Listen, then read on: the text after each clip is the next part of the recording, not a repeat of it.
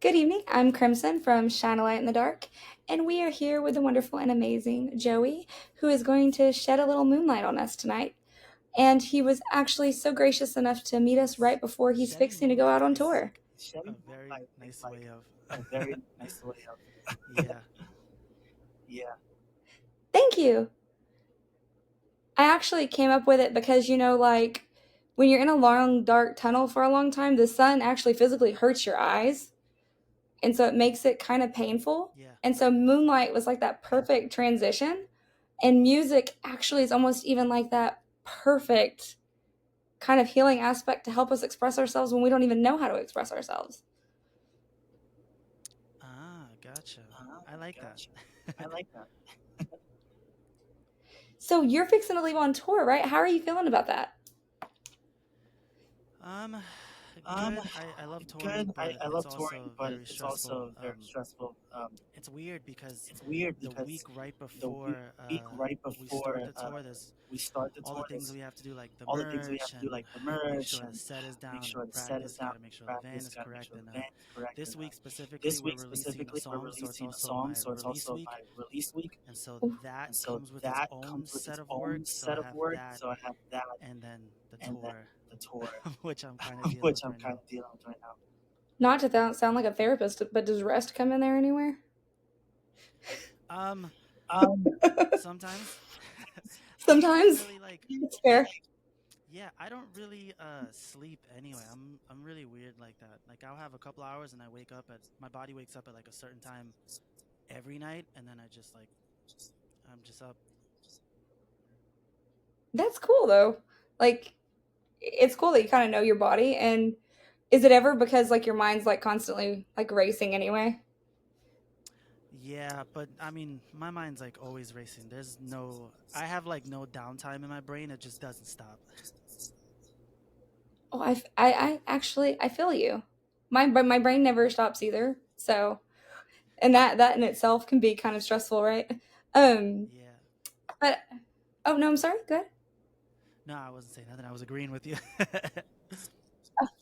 Oh yeah. Um, so I wanted to kind of ask you. Well, first I wanted to tell you thank you because I'm a big listener of yours and I love your music. And one of my absolute favorite things about your music is I can actually like almost feel your soul in your music.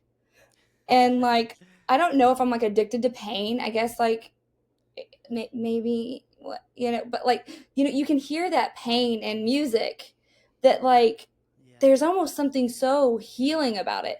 And like in your music you do this beautiful job of creating this healing world. And I often say that music itself is almost like another person that's with you during your darkest times, and then you as an artist creates this world for this friend to be with you in your darkest time that's never going to misunderstand you. How do you go Yeah. kind of about creating that world? It's it's a really weird and interesting process. I think like you said, I might just be like a sucker for pain like myself. Uh I don't think anyone necessarily wants it. It's something that happens in life, but you kind of just you take it for what it is. And with music, I think it's a little easier to speak about the things that you actually go through and experience. So I kind of just take that, and I'm always just like, okay, this is a situation. How do I build this world around this situation where I'm telling the story but also trying to spin it in a way where I'm also telling people like, oh, this is okay. This is like a normal thing that we kind of all go through. I mean, maybe not normal, but it happens. Yeah. um so like when you're creating that, or actually when would be one of those times that maybe music has been there for you? Like what was that like having music not only as a musician but also as a listener like growing up? Oh, all the time. I mean, even from when I was younger, when I saw my first, when I went to my first concert and saw my first band, I had no idea what I was doing like with my life. I had no plans, no nothing. I knew I was gonna go to college. That was like, the thing. Your parents are like, go to college, be successful. But I had no plans, and I went to a concert. I saw from first to last, and that changed my life. Like that made me feel like, oh, I think I might belong to this world instead of the other one that I'm kind of being like forced into. So there's been many times that music has saved my life, like very specific songs. But I feel like it started there and it just kind of it just kept going, you know? Yeah. I think that's beautiful though. And that's kind of where I've gotten kind of the theory that music is almost like a person. It's kind of what you said, like music saved many of our lives and it's been there with a lot of us in a world that's almost damn well determined sometimes to misunderstand us. It's been that comforting force. It's like, you know what, even though the world misunderstands you, I see you. Even if it's just for 5 minutes, right? Like I see you. Yeah. And so Music always sees and I always hears. exactly.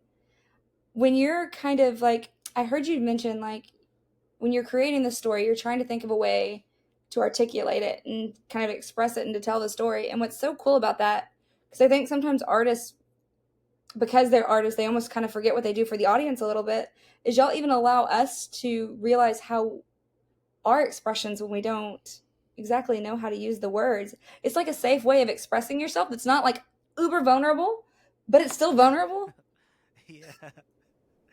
It's interesting because I've had fans tell me like they'll be like, "Oh, this song was a scenario that I was going through at the exact same time I heard the song, but I had no idea how to verbalize it, and then I heard this song and you like nailed it. Like what was going, what was going on when you wrote this song?" And I'm like, "The same thing that was going on with you.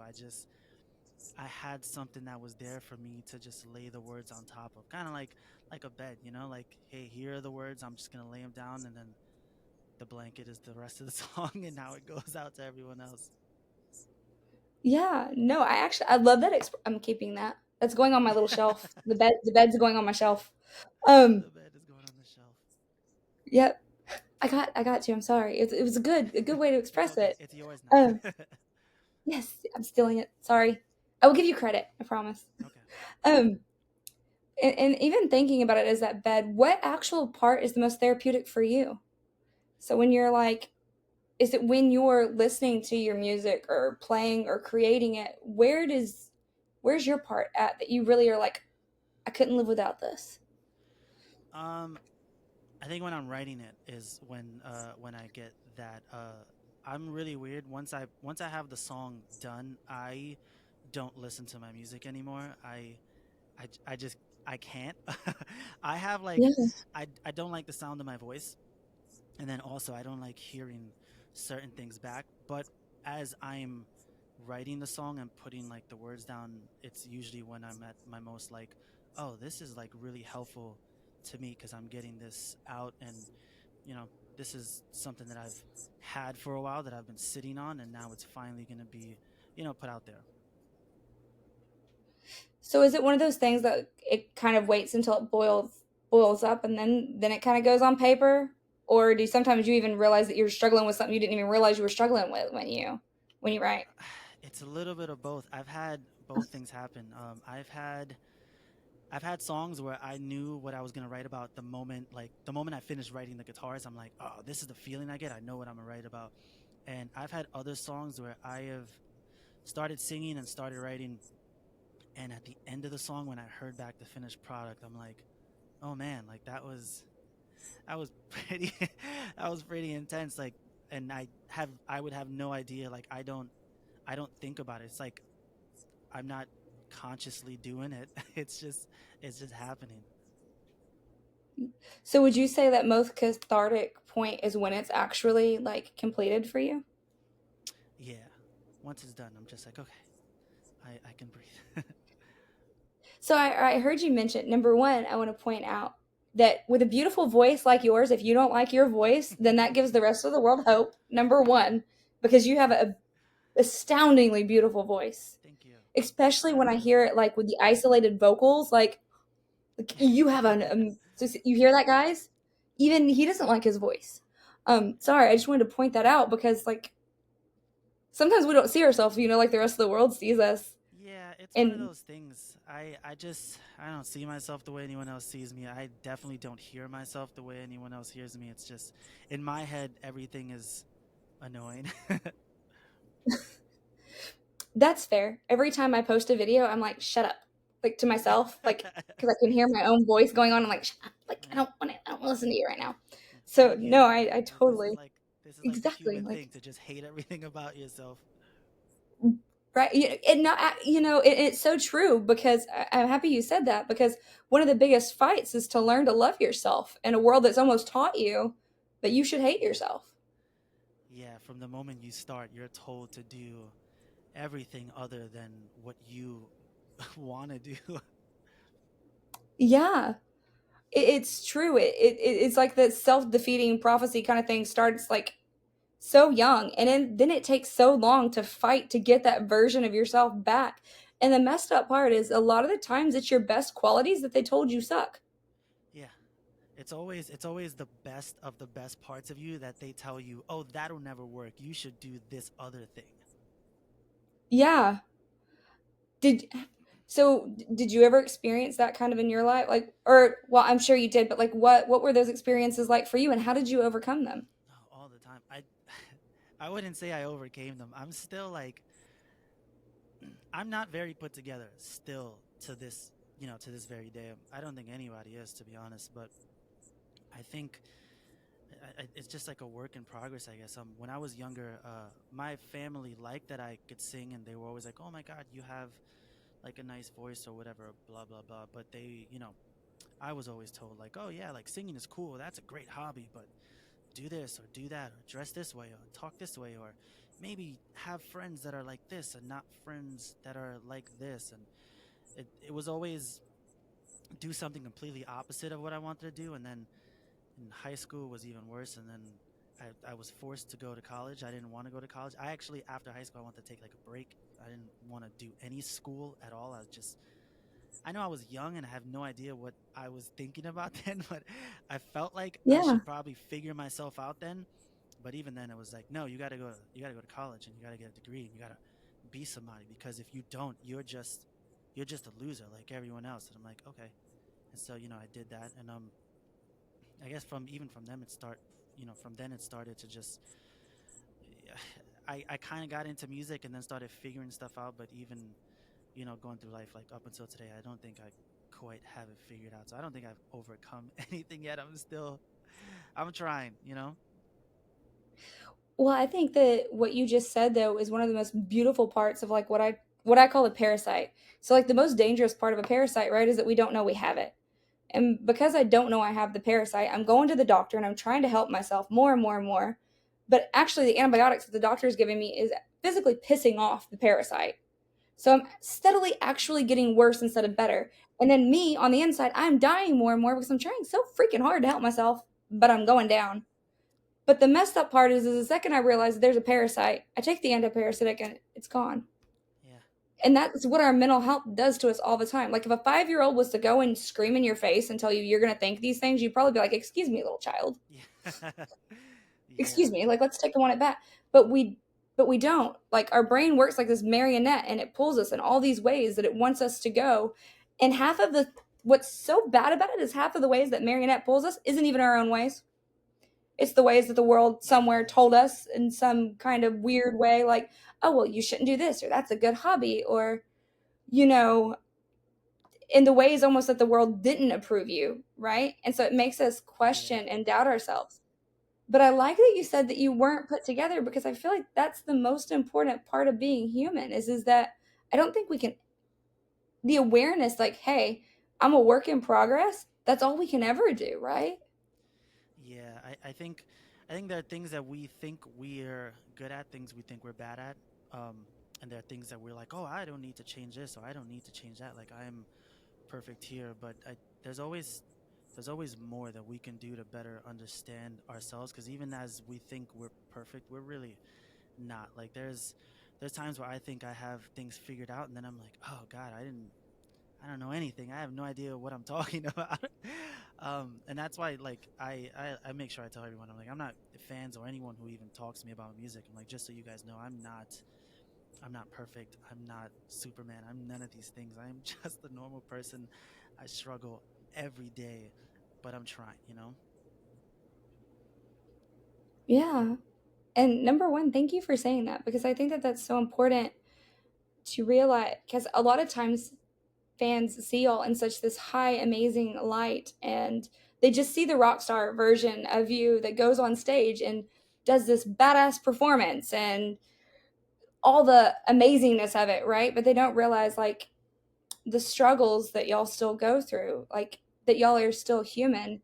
And I also think that that's beautifully humble too, at the same way to even express yourself that way. So Yeah. Well, I mean, thank you for sharing that.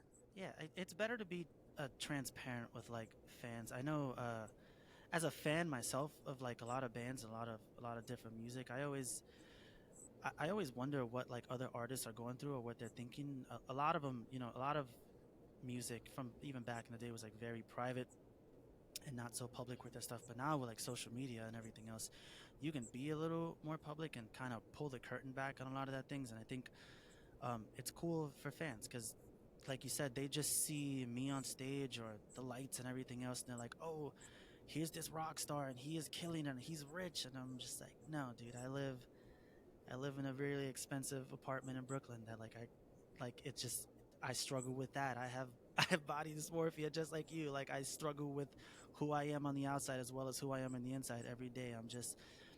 I just happen to be on a different path of life than you do, but we're probably going through the exact same things."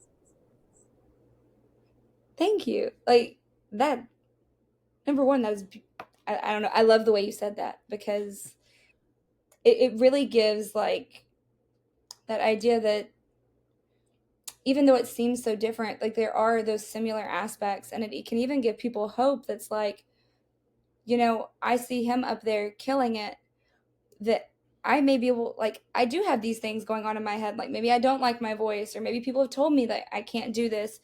And like, I'm watching him overcome that challenge. And so, how do you like overcome that challenge? Like, when that parasite or when those thoughts kind of like try to come into your head, how do you overcome them to still get out there on stage and just keep following your path?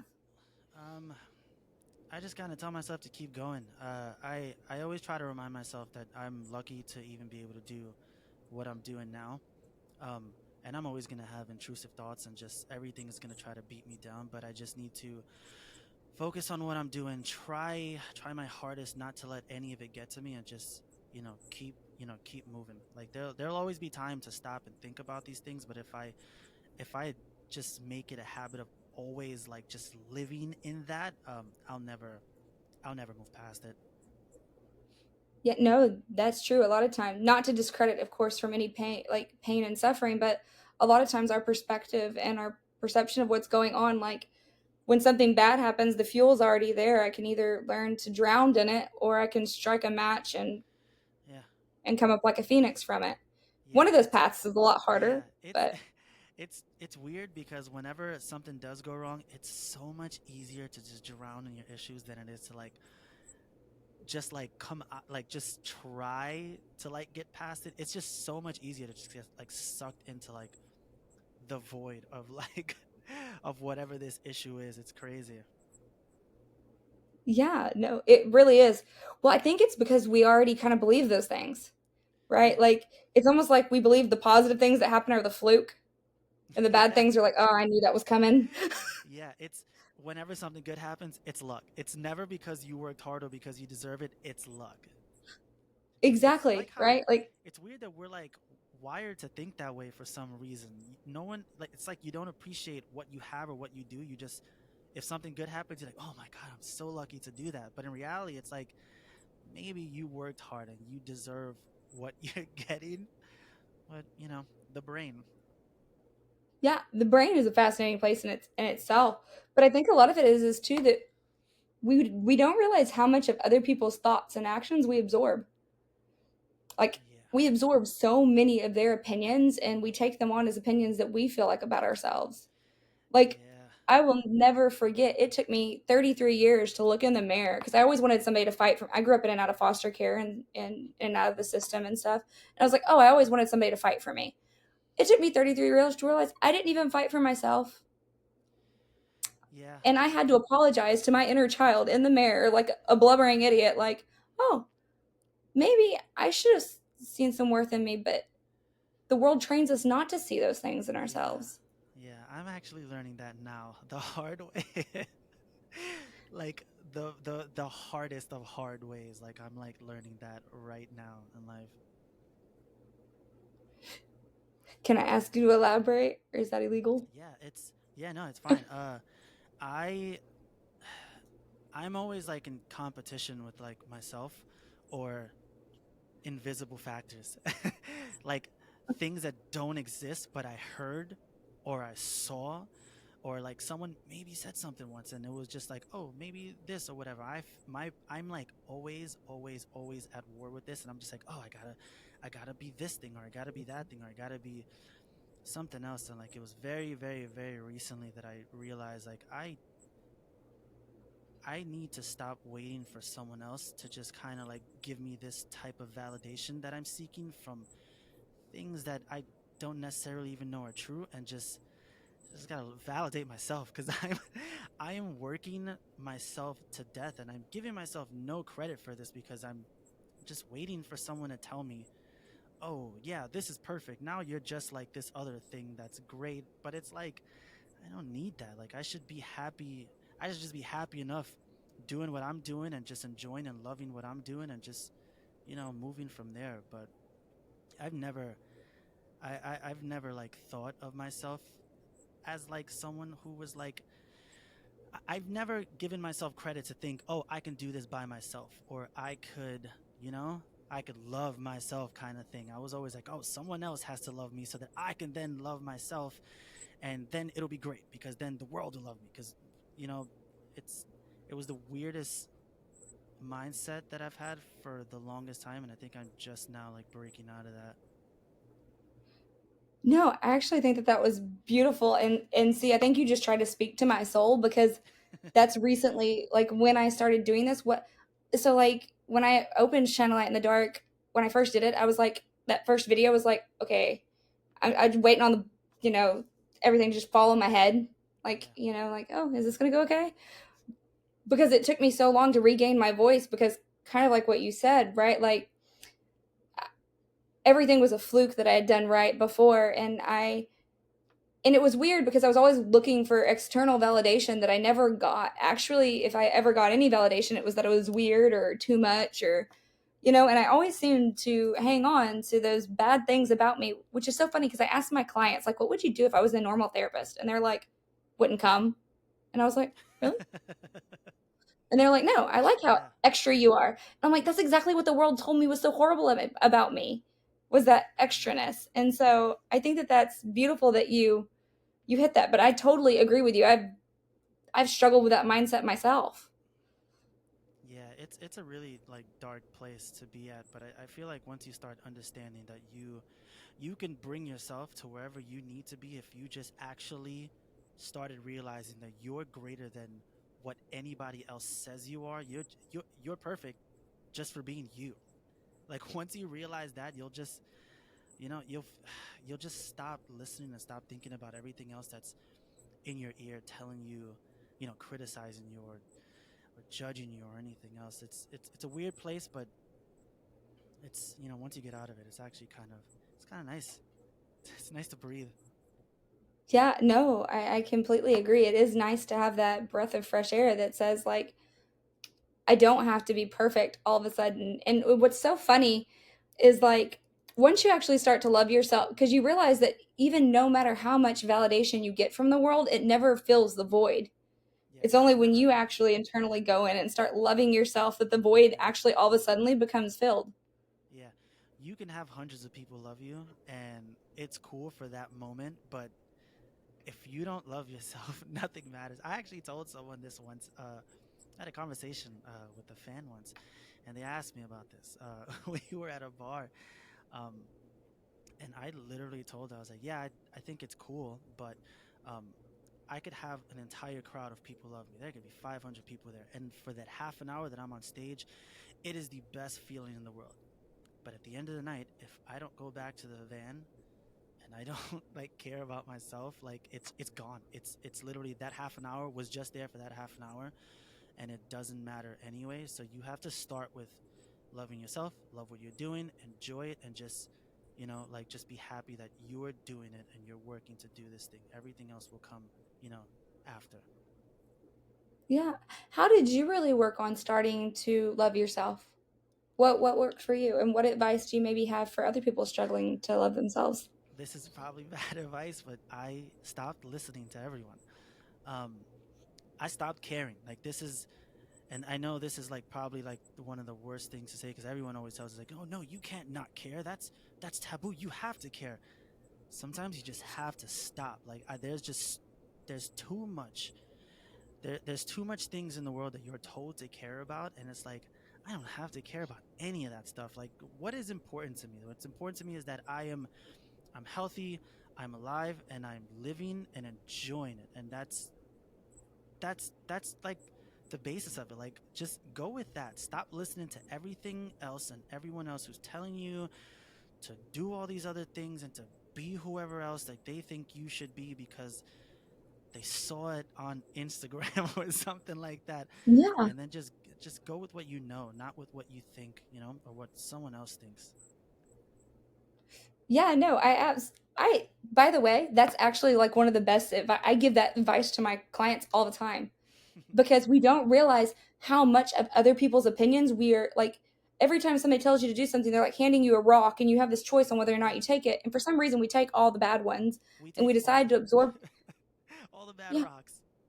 exactly. And the funny thing is once we're around those people for too long, we don't realize that it's actually their opinions that we're listening to. We begin to think that they're our own, but they're not. Because once you Hmm. separate from them, you realize you feel different about yourself. Yeah. Have you ever like agreed with something and then you went back and you're like, wait, is that right? Like, did I really agree with that? All the Like, time, all the time. For my entire life, my entire life, like I've been told by like all of my friends and just bunches of different people is like, "Oh my god, like you're an asshole," and I love it. And so I started saying that. I was like, "Oh yeah, well, yeah, I'm an asshole. I'm an asshole." And then so only like this year probably I I've started realizing like I would say that and people like you're not an asshole. Like what are you talking about? It's like you're out there, like you're a bit like weird in a way, but not even weird in a bad way. It's just who you are. Like there's nothing asshole about you. And I'm like, oh, I kind of always thought I was this way. And I started thinking about it and I'm like, I'm actually not. Like I always yeah. tell people that I'm this one way that I'm like, I'm actually not like that. Where did I pick up that opinion from that I was this terrible person who was oh really nice but just beware because he's gonna come out one day and I'm like I'm not like that. Someone told me that at some point a long time ago or whenever it was and I believed it and I've told myself that all the time and I just as another thing that I just like recently dropped. I'm like oh I'm actually not like that. I'm a very quiet person. um I'm very private also. I love traveling, I love music and everything else, but I'm just like I don't know. I feel like I'm such a like just a normal person. I'm kind of a clown. I like I like to Yeah. talk a lot and make a lot of jokes, but I'm like I guess that's like the weirdest or most interesting thing about me. But no, actually, I think that's beautiful though, because, but I also think that that's sad though that you spent your life a lot of the time thinking you were an asshole because like Yeah. and sometimes it is one of those things. It's like, where did I pick up that bad rock at? And like, we Yeah. can't even identify like where we got the bad rock. But for some reason, we refuse to let the bad rock go, even though the bad Yeah. rock is like making us identify in a way that doesn't even actually align with who we are. But because everybody else said it over and over and over again, we're like, oh well, I must be. Yeah. It's because Yeah, people say it enough times. Well, you say it to enough people and then someone says it to you, you pick up that thing and then you tell other people and then other people say that they're like oh yeah yeah I love him, he's great but he's also an asshole and it's like it becomes this thing that's like oh here's this untrue world that I'm living in now because I picked this up from somewhere and I've just been using it ever since. It doesn't make any any sense. it's almost like we preemptively strike at what we think you're fixing to hurt us for. Like, oh, hey, if I go ahead and identify as an asshole, you can't tell me I'm an asshole later because I I warned you. I Full think warning. about that all the time. I'm like, am I saying things to people just because I'm just like, oh, just in case this happens, I warned you about it, knowing that I'm never gonna do that anyway? Like that's so weird. Yeah, no, but we do it like all the time. Like, I know, like, even with myself, sometimes I'll catch myself like preemptively thinking ahead and I'm like, that hasn't happened yet. But like our brains like naturally like go to this worst case scenario that's fixing to happen, and we don't even realize that we actually have punished ourselves, caused ourselves trauma, caused ourselves harm on an event that didn't even happen. Yeah. Oh yeah, I punish myself all the time. I I like mentally destroy myself almost every other day of my life. Like I'll things will be going great and the smallest thing, like I won't get a tour that I wanted, which has nothing to do with me or the band or anything like that. It's just, things happened already that was set up and I was a little too late to it. And I will immediately be like, oh my God, I'm a failure. I'm terrible. No one's ever going to like me. My career's over. Like I do those things because I start thinking just like the worst possible case scenario, even though I'm just like, later I'll think about it, I'm like, oh, there was a bunch of different factors as to why that didn't work out. Like, why did I think that at that time? It didn't. But that's just like, I think that, again, that's like human, like just a human factor. we we often just think that everything is worst case scenario, even when it's not. Well, even at that, though, when we're younger, we're kind of in today's society, we're taught to behave or to be this way or to be that way, not to that everything always has something. Well, maybe if you were nicer, or maybe if you were this, right? Like these things would work out for you, or blah blah blah, right? And so we tend to internalize that and think, well, oh, it couldn't have ever been them. That there was some other extra thing. It had to have been something that we did wrong, Oh yeah, because that's. And I guess the reason is because ultimately the only people that we can work on are ourselves, right? yeah. I But think at I think that's the main Go ahead. thing too. Like because we know that we are the only things that we can fix, we take the blame because we're like, oh man, this didn't work. It's my fault. But since I can fix myself, I will do better next time. And even though it's nice to think like, oh yeah, I can do better next time because, everyone should want to, a lot of the times we're taking on problems that it's not really, we didn't have any control over. Like it wasn't our fault. Yeah, no. Like I've had to realize that, especially as a therapist, because at first I had this like kind of idea like, oh well, I want to spread, like I want to help everybody. I want to give everybody the love that I never got, essentially, right? But then I began to make it like my personal thing, right? That I had to, like, if something went wrong, I was like, "Oh no, what did I do wrong as a therapist?" Yeah. You know? And I was internalizing that as like, okay, what do I need to do? But I was driving myself crazy with it to an extent that was like, okay, there's only so much I could do. And I had to step back and like, okay, sometimes like they're coming to you, Tasha, because they need help, right? Hmm. And so it's not all your responsibility. But that's the thing, right? Is like we don't realize actually sometimes when we talk about our problems, or like even when we say something, we're actually like that buck gets passed. Like, Yeah. okay, here, it's off my chest now. It's on yours.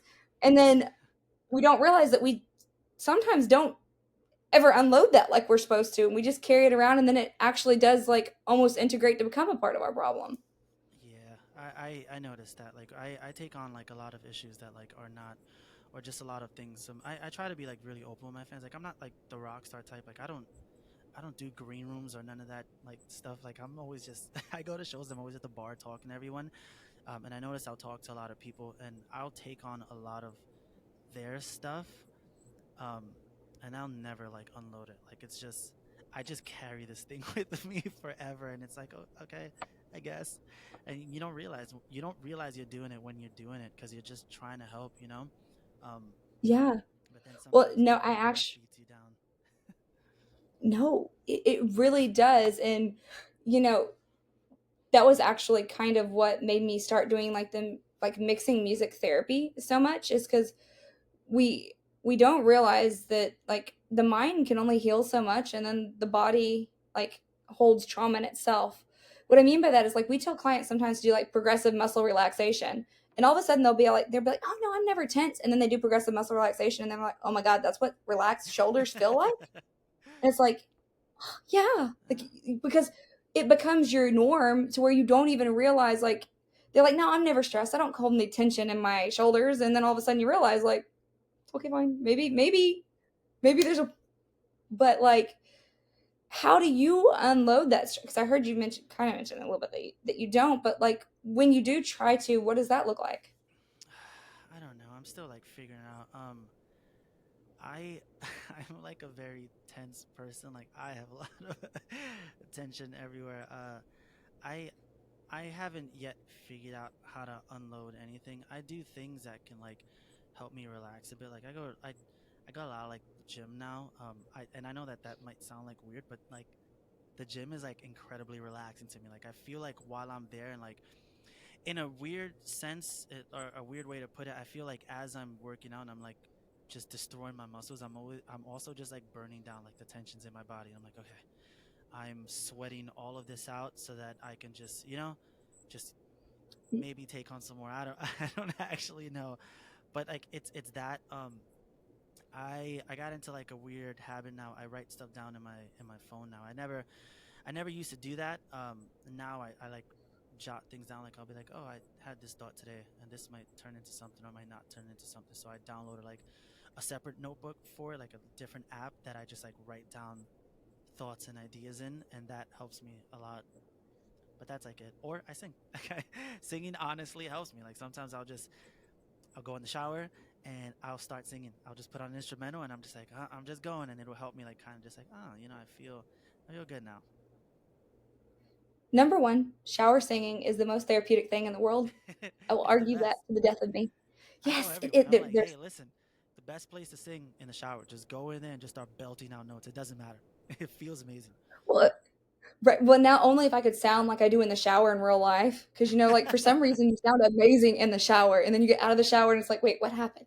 Everything is better in the shower. It's like its own place. It's almost like you step into a shower and it's somewhere separate from the universe. Like it just brings you to a different time zone. And then when you step out, you're like, well, back in the real world now. Exactly. It's like, oh wait, no, let me go back in the shower. It was actually kind of nice in there Yeah. because you really do like you start singing and like you kind of just go like you said. That's actually I never really thought about that until you said that, but you do. You go into your own world Yeah, in it's like a there. separate pocket dimension just for you. It's amazing. Yes. And you can sing as obnoxiously loud as you want to, and Yep. you just it's a free place. That's why I write all of my best songs. Really? Yeah, honestly, I've written most of my songs in the shower. Like I'll write the instrumental to it, and then I'm like, I have nothing, and I'll go in the shower and I'll start singing like a melody, and I'm like, oh, that's yeah, that's it, that's it, that's what I was thinking. Yeah. Well, no, it was just kind of cool to hear you say that because actually that's where I write most of like I write my lyrics therapeutically, Yeah, and it'll be in the shower that it like my brain for some reason it just like I'll just start singing. At first, it'll just kind of be madness, and then it just turns into something like really melodic by the end, if that makes yeah, sense. it's water. It's like it's the water. Like it's Exactly. really weird. I read this thing recently, and it was talking about how the human brain picks up the perception of water when you're around it, like the sound of it and the way it moves and everything else. And like it's why most people love thunderstorms and everything else. It's just there's something soothing and calming about it that makes you kind of relax a bit. And when you're in the shower, just letting the shower run on your forehead or something, it kind of like it relaxes you. Yeah. So I when I started doing music therapy, like I'm not gonna lie, when I first started working with clients a couple of years ago, it rocked my world because my own trauma got rocked. I was like, "Ooh, I thought I healed you demons a long time ago, buddy. Like, let's go back." But I had to go through and like reheal them, and then it made me actually start this path, which was there's a book called The Body Keeps Score, and it talks about how the brain can actually heal so much, but the body remembers trauma. And believe it or not, we've been able to show that like specifically music, live music, or like sound bowls, live sound bowls, not on your headphones, the frequency is actually what erases the scoreboard from your body. Oh yeah. Because even if the mind heals something, if the trauma is still held in your body, the body will actually trigger the response. Yep. Like it almost forces the brain to go back into this trauma mode. And so, like, music, like, when y'all are doing it, it's actually clearing energetically, it's almost clearing your scoreboard. And how that Yeah. relates to rain is they've also been able to talk like the frequency of like rain. Um, Not necessarily just always the water, but the pressure from the water, but also the sound of like the thunder and the lightning, how you can actually feel it frequency wise was supposed to actually help release some of the trauma stored in the body too. Isn't that so interesting how like the thing like something as simple as like rain and like a thunderstorm like emits like a frequency that can literally just make you feel like nothing is wrong for like a Yeah. fleeting moment. It can. And it's funny because there are so many of those beautiful things in the world that sometimes we don't see as much, but that really can make us feel like they make us feel like that calm peace, like at home, like a full moon, like that nice, like moonlight. Yeah. Well, okay, maybe this is weird because I like spooky things, but like like the little fog and like you see like the, Yeah. you know, start looking like Sleepy Hollow coming down. I find It's that the best. peaceful. I don't know if a lot of people find Sleepy Hollow peaceful, but I do. I mean, everyone finds, their their own little creepy things peaceful. But so I think that's cool though. So that because we were talking about like even like the rain and what are some things like that you do notice actively helps soothe you, like when you've had a bad day, or what are one of those things that really kind of help you? Um, God, aside from showers, I listen to like a lot of podcasts now, which is something I recently picked up on. Um, Listening to other voices just completely resets me. Even if it has nothing to do with what I'm going through, like just hearing like another like calm voice, like just like resets like my entire like my brain in like the weirdest way, just because it's like, oh, here's like a nice voice that I like listening to talk about something interesting, and because they're talking about something they love, it literally just makes me feel good, and it just kind of resets like my whole, my whole kind of system. So that's something I've really like been doing lately, or been listening to lately, that kind of gets me through things. No, that's actually cool because like when I leave work at the end of the day, I blare the music so loud where I can't hear myself think. And so like the what's cool about it is it's because you're listening to somebody else speak, you can't think. So it actually gives you a momentary break from your own thoughts. Yeah.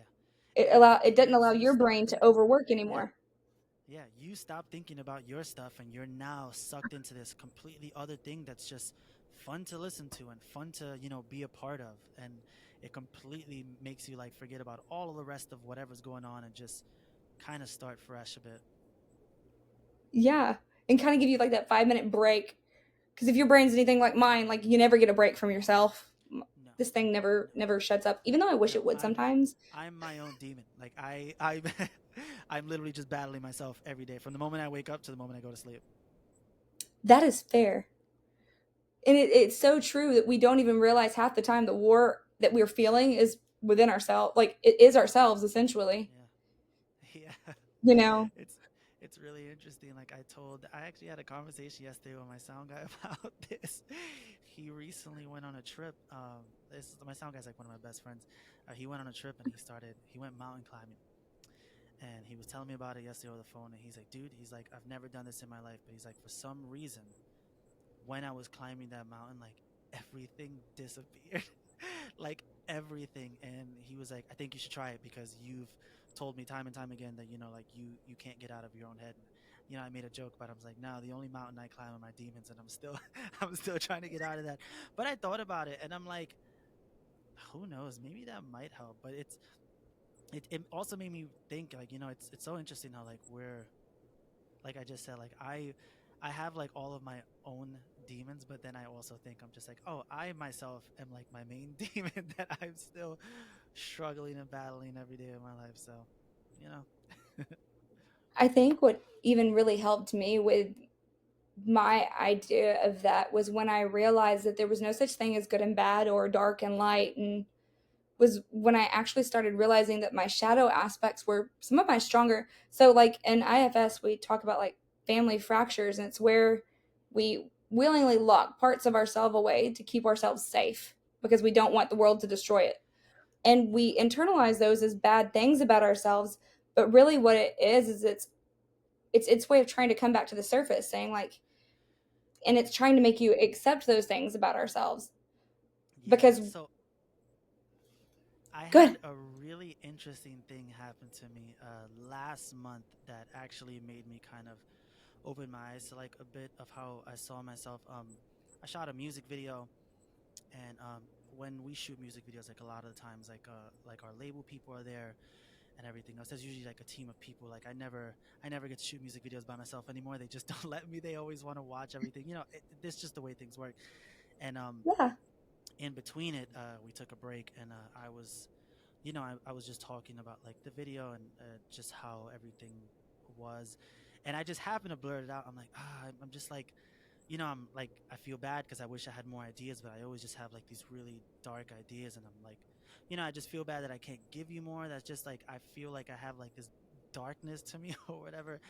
And one of the people on my team literally looked at me and was like, I think your darkness is like one of your best attributes about you. And I'm like, what? And he literally was like, most artists that I have try to hide it, and they try to be the most positive person, and it's this great and noble thing because they feel like they have to be for their fans and for everything else. But he's like, you wear this on your sleeve and you do this in music videos and you put it out there, and I think that you doing that is like one of your best attributes. And I've never heard that in my no one has ever told me that in my entire life. Like not a single person up until then. And I'm like, oh, I didn't know that like anyone thought this. And the moment he said it, everyone else turned around and was like, yeah, actually that's why we're doing this. Like we think that this is like the coolest thing about you. And I'm like, oh, well, that makes me feel better because I always thought it was something that like kind of dragged down the mood, or I'm like, oh, I got all these sad songs that's just dragging everything down, and I got these dark videos, and now I'm just realizing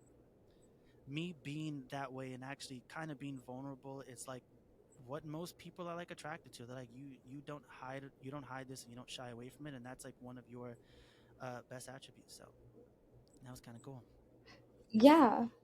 No, I totally, number one, I can relate to that. But number two, I totally agree with that. Because one of the things that I've always loved about your music was that raw vulnerability. And I think what's funny is like the world kind of teaches us that being vulnerable is bad or emotional or like oh that's a drag, but actually it helps us articulate what's going on inside of us that we don't Yeah, like. There are some times that I listen to a song that an artist has wrote and I connect with it so deeply that I'm like, I've gotten to where I articulate my emotions pretty well, but for a long time I didn't. And it would take the song to be like, oh well damn, yeah, that hit a little hard. Why'd you hit yeah, so hard? Am I feeling that way too? Like, yeah. and it helped. Oh good. Oh no, I was insane. I was listening. I was like, I Okay. was thinking, literally thinking about times where I heard a song, and I'm like, oh man, like that, that song just like destroyed me. Yeah, that happens to me all the time, but I love it. Like I'm a person that loves my. It took a long time for me to love myself because I was always trying to break myself apart. Like I used to, like if I were to get in trouble at work or something, like you didn't have to tell me. I had already brutalized myself by ripping myself to like. So I mean, your punishment is nothing to me. I am not worried about you at Yeah, all. I've already ripped me apart. You yeah, know. So that had already happened. But I think that it's beautiful because like when we think about it in terms of our darkness and even our vulnerability and stuff, like it's always taught that it's so bad, but it's actually so hard to do. yeah, yeah. It's super weird because like I grew up in like a really religious like background, and that kind of thinking was like very frowned upon. It was like, oh, you can't think like that. Like you're gonna just bury yourself in the darkness, and you're just gonna be this devil worshiping dark whatever, and you're gonna go to hell. Like it doesn't matter. And so Yeah. I was always like told not to think that way, or I was told uh that's pathetic. Like, oh, you think like that? That's pathetic. You can't think like that. Like that's not. You gotta be tough, and you gotta be all these things, and you just gotta just be a man. Like just go out there and just fight the whole world. And now I'm realizing I'm like, man, all that advice was just so poor.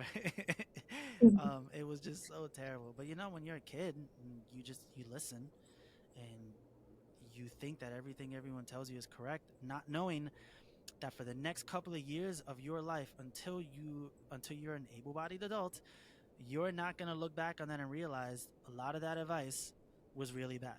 And it wasn't, it may not have been our parents' fault, because maybe that was advice that someone gave them and they passed it down to us. And it's like, this generational thing that keeps kind of going, but it's something that like I don't think a lot of people think of. We're told to think one way, and so we're told to hide the best parts of us.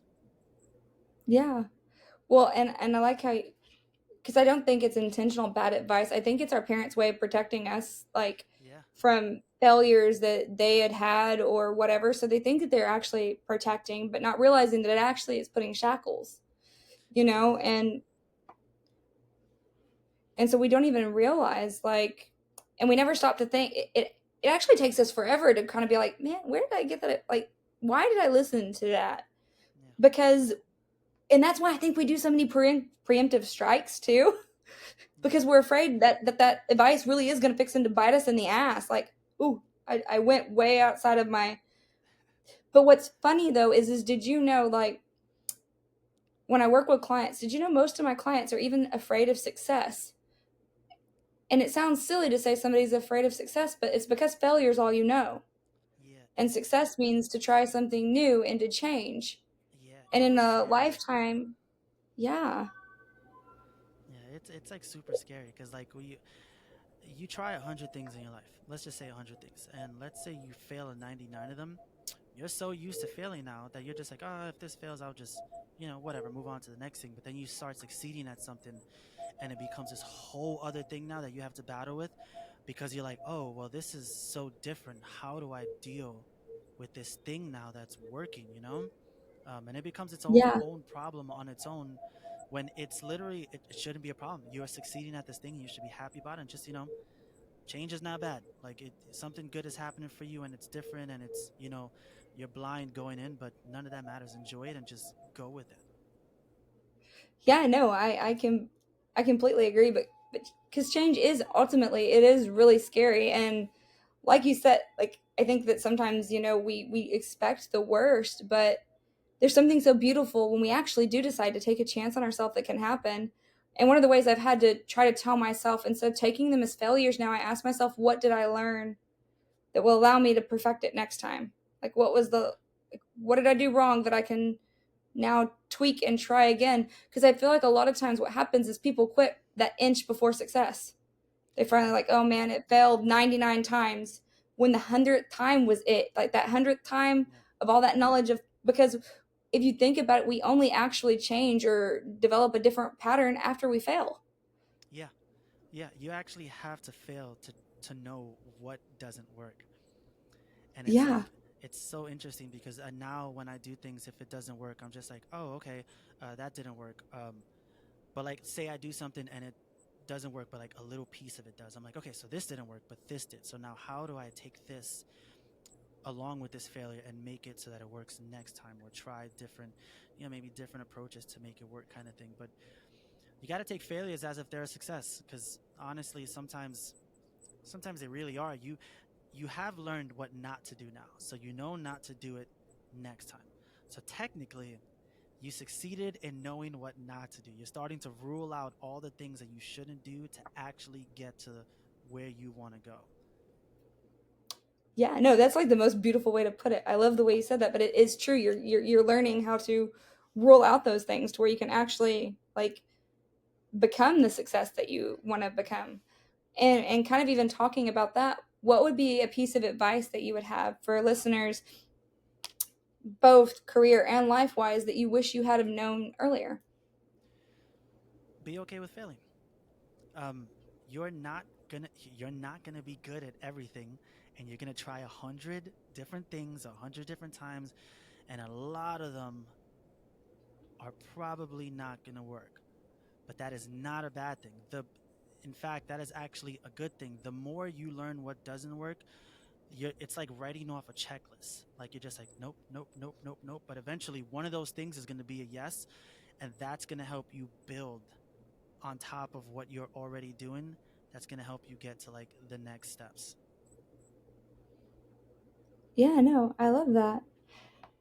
And it's funny because that's one of those, like what you said was one of those things I wish I had known when I was younger, that it was going to be okay, and that you probably weren't going to succeed your first time. But I don't think we're meant to, No. because like I think that if I had have gotten to where I am right now without any failure at all, I don't think I would know how to, number one, appreciate where I am. And number two, I don't think that I would be able to help as many people because I think Yeah,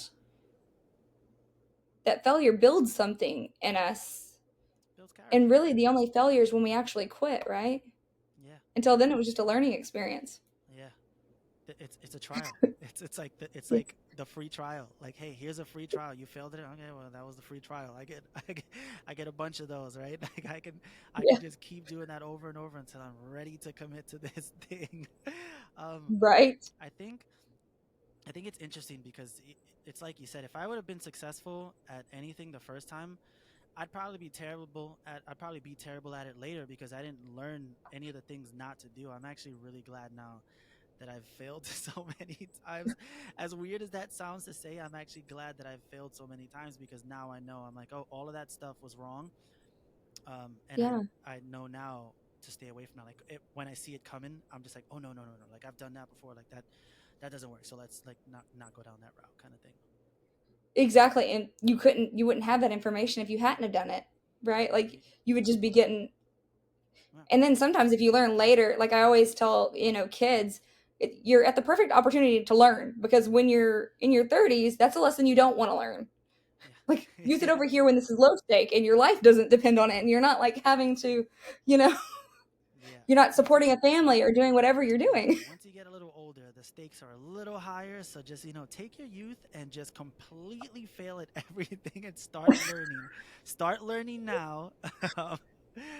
Because it's worse when you make mistakes. You know what's funny about it? When you're younger, you make mistakes and you kind of beat yourself up about it. But because you're so young, you just like it's like the brain just heals. Like it's got like a band-aid that just like, well, whatever, moving on now. But when you're older, Right. you take those beatings so much harder because you're like, oh no, I messed up and I'm older, I have no time. Oh, what am I doing? I'm gonna be gone tomorrow. And it's like it's this really weird thing where it's like, no, you're not. You don't know that. Like, you don't know this. But we beat ourselves down like way worse when we're older than when we're younger. So definitely definitely do as many things as you can when you're younger and fail a bunch of times. Right. I sometimes wish I could go back to that mentality of when I was younger because that person was like afraid of nothing. It didn't think about the Fearless. consequences. Like it just was like, whoa, like, Yeah. hi. You are It just when you're showed up young. for life and didn't care. Yeah, when you're young, you are fearless. Like you just jump into anything. You don't know anything, but you're like, whatever, I'm going to do it. But when you're older, you have this whole thing where you're like, if I do this and I fail, what's next? And that question, what's next, will drive you insane. When you're younger, you don't think about that. You're just like, oh, what's next? I don't care, whatever. Right. I'm just going to go where the wind takes me. Yeah, I'm It's just gonna okay. go wherever. It's fine. Right. And somewhere along the line, I don't even really know when it starts, but somewhere along the line, we just like lose that. Yeah, oh Like it yeah. just all of a sudden, like you start to worry. Like, I don't know about, like, I love like amusement parks, but like the older I get, the more I start questioning the ride I can before still I get on it. remember. It's funny because I can still remember when I lost mine. It was literally in at the end of college. Like when I started, I think up until then, I always knew I wanted to be a musician, but I never like did anything. And then I went to college and I did all my schooling, and I'm like, oh, I have like a good thing now. Like I did school, and then my music career, like I was like, oh, let me do this for fun, and it's kind of started taking off. And that was when it started for me. It was like, oh, I am not who I was years ago. Like I'm no longer this fearless person who can just be like, oh, let me just jump into this other thing and it'll work. Now I like overthink every little single thing that I do. And it was at then it was literally at the end of college and like in between college and music that I realized. I was like, when I was a kid, or a couple, or not even just a kid, just a couple of years ago, I was one of the most fearless people. And I was like, I don't care. I'm gonna do this. I'm gonna do this. I'm gonna do this. And now I'm like, oh no, I'm not. I'm not like that at all anymore. Like there's so many things I'm fearful of, and even if I try something and I fail at it, and I know it's not the end of the world, like I can just move on or just try it again. Your brain just tells you like, no, no, no, failure, bad, failure, so bad, can't do, no failure, and it's like whatever. Right. What What helped you kind of like what helped to get you over that hurdle of deciding like to actually pursue your music career? I trained myself to stop caring. Like I said earlier, I had a conversation with one of my managers. His name was John. Well, his name was Jonathan. I used to call him John. And it was the day that I left. I used to be a manager at Apple, and when I started this band, we got like our I was working there, and we got like our first like record contract offered to us, and there was some touring in it, and I was like, oh, I'm gonna have to tour now, and I was really afraid because I was making a lot of money and I felt like I had a good life, and I was like, oh no, like I finally have all the things that I wanted in my life, and now I'm just gonna go on tour. But in reality, I didn't want any of that stuff. I actually wanted a tour. I wanted to be a musician. And I had a conversation with my manager about work, and I told him the situation, and everything else. He knew that I was a musician. He was super happy for me. And he told me this story. He was like, when he was a kid, he wanted to be a news anchor, and he just always wanted to do it. He loved everything about just the news and everything else, and hated what it was becoming, and always thought that if he could just get into journalism and do all this other stuff and actually tell real stories, that one day he'd be like this great news anchor and he'd be, a man of the people. And he started working at Apple, and he always told himself, "Oh, I'm working at Apple to make the money to uh, get into this career. So I'm here for a little bit, but I will eventually move over, and I'll be this thing, this great news anchor." And he was like, and over time, I never left because I got so comfortable here that I became afraid of trying anything out of there. And me being here for a little bit of time to, uh, to fund my dreams ended up me being here for 25 years, and I've never left. And he literally looked at me. He was like, "You can always come back to Apple." He was like, "If you leave now on good terms and everything," he's like, "You can always come back here." He was like, "You can come back to the same position, the same pay, the same everything, but you're never gonna know what you could have accomplished had you just not, not stopped yourself from doing what you want to do." And something in my brain that day just like clicked, and I don't know what it was, but I literally was like, "Yeah, I don't care, I'm leaving." And that was it. Like ever since like that day, it just like, okay, I had to tell myself like, oh, I'm not worried about this. I gotta block out all of this noise over here, and I love this. I love what I'm doing. I think I do it well, and I would love to be successful in this. So I'm just gonna go all in and just continue going. And it literally was that one conversation like that. It's like that conversation, like it was like the scissors that like cut the string in my head of from like fear and work. It just like chopped it, and it was like run. And I just moved. I just started going from there. Yeah, no, I really like that story because it's true. Well, because when we start to get comfortable, we become reliant on the money. We have more bills, and like everything starts to become so reliant on that that we don't even get a time to take the space to be like, okay, well, if I just buckle down a little bit and go through like a hard year or two, I'm actually able to create the life that I want. Yeah, yeah. So It's I it's actually it's love hard. that. Yeah, it's like really hard. I'm actually grateful for. I'm very grateful that I got to work at Apple because I gained a lot of experiences, like a lot of really cool life experiences from that. But meeting John was like one of the coolest things ever. And for him to like tell me that and like literally look me in my face as my manager who knew, he was like, I could hire anyone else, dude. He was like, you cannot give this up. And like I can tell in the conversation, like he was literally telling me, he's like, I couldn't get mine, so you need to go get yours for like the both of us. And I'm like, you know what? Yeah, yeah, you're right. I'm leaving. And literally during that conversation, he looked at me and he was like, so what are you gonna do? And I'm like, I'm gonna put in my 2 weeks notice right now. And I did. And he literally looked at me and was like, proud of you. And we signed the paperwork. He was like, all right, we're putting you 2 weeks notice. He was like, you can work till this day and whatever. And he was like, and you'll be good. He's like, we'll take care of you. And I'm like, okay. Do you still converse with him and be like, look, we did it. Like I made it. Yeah, Like I'm work. me and him, we still follow each other online and stuff like that. And like he'll hit me up at certain times and literally be like, dude, I can't believe this. He's like, I watch your pictures and I see like your videos, and I'm like, this kid is really out here crushing it. I've never gone back to the like, well, I've gone back to the store I've gone back like a couple of times. He wasn't working the times that I did go back. Um, Actually, I did see him once when I was well, I saw him, but he didn't see me. I saw him once when I went back, and I kind of just saw him, and I decided I was like, it's fine. I saw him, and I'm happy that I saw him. He doesn't need to see me. I'm just gonna go. And I told him that once. I was like, yeah, I went to the store and I saw you, and instead of saying hi, I saw that you were doing something. I was like, I got to see you. You're still killing in there. You seemed happy, and I just left. And he was like, dude, he's like, well, next time we come, he was like, please say hi, or I will kill you. That's fair.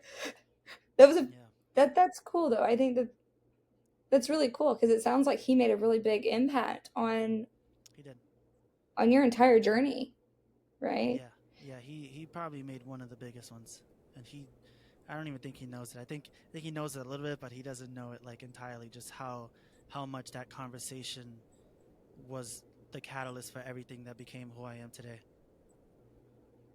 That's amazing. I like that you say that because it just kind of shows that power of like seeing somebody and showing up for them. That I'm sure that for him too, that has to feel good, especially when he sees you out there crushing it. He's like, like, oh my gosh, I told him the right thing to do. Like I had full faith in him and Yeah, he's out there crushing it. And, because, we go back and forth from that. Like, because sometimes there's like, do I want to tell them to quit? Because, yeah, like, is that the bad thing? Or do I want to support it? But, like, at that token, though, it's like, yes, I see, I knew I was right. And, like, yeah. I mean, gosh, hearing your voice and just seeing what you do musically, like you are absolutely killing it. And, Thank you. um, I gotta say, like, I was like super ecstatic when like you responded back when I asked you. I was like, yay! I was so excited because I Yeah. love your music and it has been so healing to me. So Well, thank you.